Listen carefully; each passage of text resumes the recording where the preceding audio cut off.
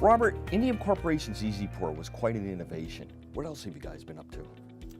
Well, in, let's say, chlorides, there is indium chloride. Indium Tri-Chloride, we call it type H. And the situation for this on the factory floor is very similar to Easy Pour, which means it's being used inside a glove box, Right. where you have very limited room for maneuvering, setting up the batch process. And customers told us, not only do we want the material to be pourable, that's the first condition, Right. but now instead of bringing in 2 bottles into this glove box, we want the whole material in one.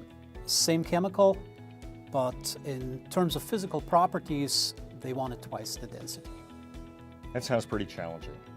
It is. We did have to completely redo the manufacturing process for it. We came up with this formulation that we call Indium Tri-Chloride type H. And it has a high enough density, it fits in one bottle. The operator does not have to go through the sequence of bringing in 2 bottles into the glove box. They have to pour only once.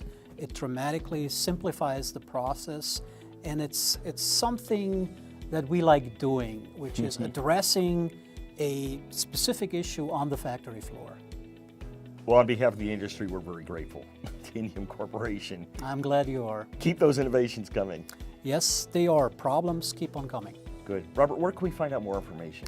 Our website is a good place to find out more. My contact information, email address, and phone numbers are there.